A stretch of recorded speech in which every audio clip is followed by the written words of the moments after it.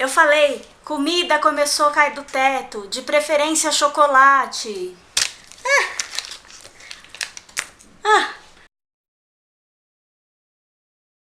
Recentemente, crianças tão pequenas quanto 3 anos foram testemunhas cruciais em alguns julgamentos. Mas antigamente, crianças abaixo de 14 anos não eram consideradas testemunhas confiáveis. Isso mudou com a menina Janet Davis, de 9 anos, em 20 de agosto de 1612, em um julgamento que ficou conhecido como o Julgamento das Bruxas de Pendle. Em 1612, em Lancashire, Inglaterra, a paranoia era endêmica, em parte graças ao rei James I da Inglaterra, VI da Escócia. Ao contrário da sua mãe, a rainha Mary Stuart, que era uma católica fervorosa, James era protestante e morria de medo de uma rebelião católica após quase ter sido vítima da conspiração da pólvora de 1605, na qual rebeldes católicos tentaram explodir o prédio onde ele estava sem sucesso. Ele era também um ávido caçador de bruxas e escreveu uma obra chamada Demonologia de 1597. Nessa obra cheia de misticismo, ele explica, entre outras coisas, como as bruxas se parecem, como elas se comportam e de que forma se lidava com elas. Para quem não assistiu o vídeo sobre bruxaria e inquisição, eu vou deixar aqui no card,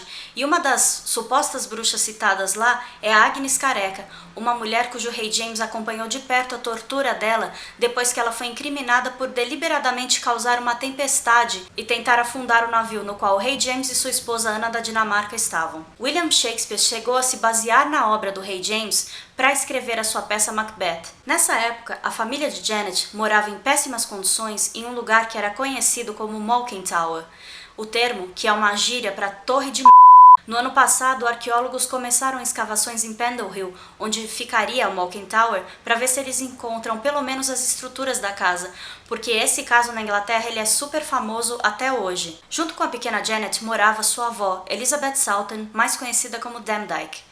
Demdike trabalhava como uma curandeira, uma profissão que poderia ser bastante arriscada numa época tão repleta de paranoia. A mãe dela, Elizabeth Davis, sua irmã Alison e seu irmão James ganhavam a vida pedindo esmola. Janet era uma criança maltratada, pois ela era filha de Elizabeth com um homem que não era o seu marido, portanto, era considerada uma filha bastarda e vista com maus olhos não só pela família, mas como pelas pessoas das redondezas. E como tudo começou? Um dia, a sua irmã, Alison Davis, andava pelas redondezas quando ela cruzou com uma espécie de vendedor ambulante, e ela pediu uma esmola para ele, e com a recusa do homem, ela acabou lhe rogando uma praga.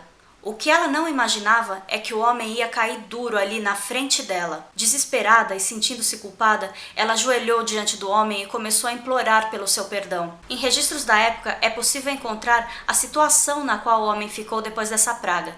Ele ficou com parte do rosto entorpecida, dificuldade na fala, fraqueza muscular no braço esquerdo e perdeu a visão. Essas características são típicas de um AVC. Ou seja, de certa forma, a culpa foi de Alison, mas não da maneira sobrenatural que acreditavam. O homem já não devia estar bem de saúde, e depois daquela situação na qual ele deve ter ficado aborrecido, estressado e amedrontado, ele sofreu o AVC. O filho desse homem, então, entra em contato com Roger Nowell, um magistrado protestante e ambicioso, em outras palavras, bem puxa-saco, que queria mostrar serviço para o rei James. Alison confessou, mas ainda aproveitou e acusou a sua vizinha, conhecida como Chattox, e sua filha de matarem 4 pessoas usando um tipo de boneco de voodoo, um bonequinho de cera. E por sua vez, a sua vizinha e a filha incriminaram a sua avó Demdike também por bruxaria, e a mulher, que era uma curandeira, foi direto para a cadeia junto com as 3. Para piorar a situação, numa sexta-feira santa na qual as pessoas deveriam estar o dia inteiro na igreja,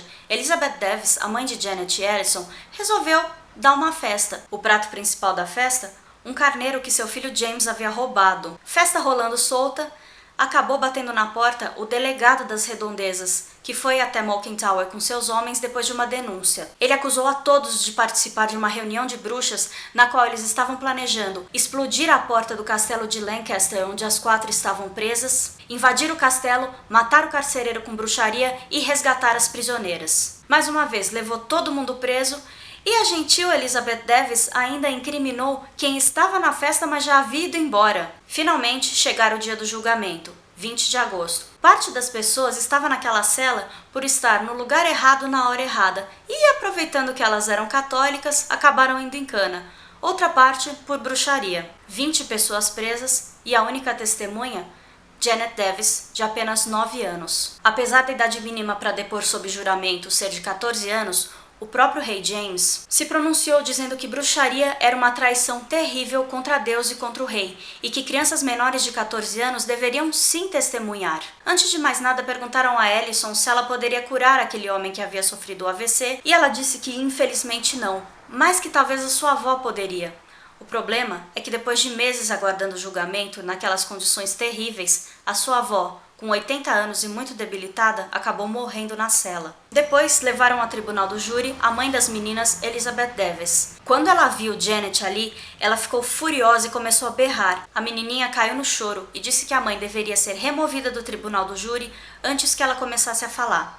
O que foi feito? Ela então viu que todos os olhos olhavam para ela, subiu numa mesa e começou a falar. A menina impressionou porque era muito articulada e falava com bastante propriedade, e acabou incriminando todo mundo, incluindo seu irmão James, que já havia deposto contra a própria mãe. Resultado? Todos foram executados em Gallows Hill e demoraram para morrer porque ficaram sufocando ali pendurados na forca. Membros da família dessas pessoas chegavam até a puxar as pernas delas na esperança de que elas morressem mais rápido. E por que a pequena Janet tão gentilmente caguetou a sua família e alguns dos seus vizinhos? A primeira hipótese era o fato dela ser considerada uma bastarda. Ela era maltratada e vista com maus olhos tanto pela família quanto pelos vizinhos e viu ali uma oportunidade de se vingar.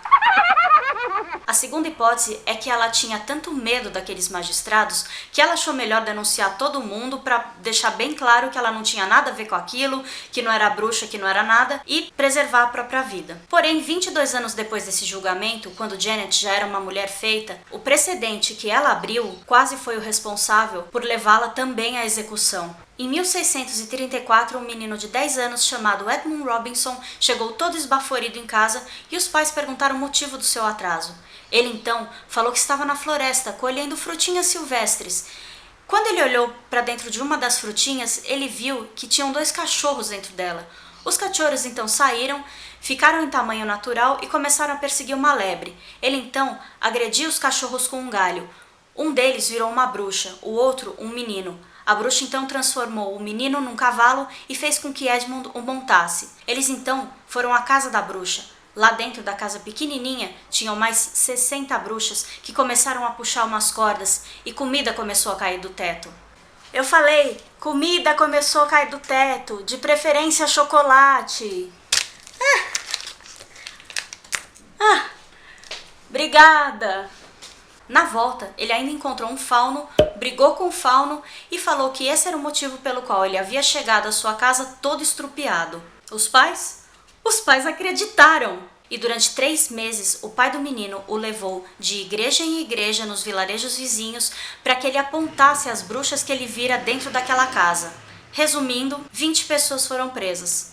Dentre essas 20 pessoas, Janet Davis. Ela foi, junto com as outras pessoas acusadas, levada ao castelo de Lancaster e ficou esperando o julgamento durante meses. Acontece que nessa época, o filho do rei James, Carlos I, estava no trono, e ele não era nem de longe paranoico como o pai, e também não tinha muito problemas com os católicos. Essa era uma época na qual a Inglaterra já estava bem mais cética, e esses julgamentos de bruxa começaram a exigir que provas fossem apresentadas. Dada a ausência de provas, todas as pessoas foram absolvidas. Edmund, é claro, admitiu que havia mentido. E descobriram ainda que o pai de Edmund chantageou várias pessoas dizendo que se não pagassem a eles uma certa quantia, Edmund os incriminaria. O último registro que se tem de Janet Davis é de 1636 e depois ela desaparece da história.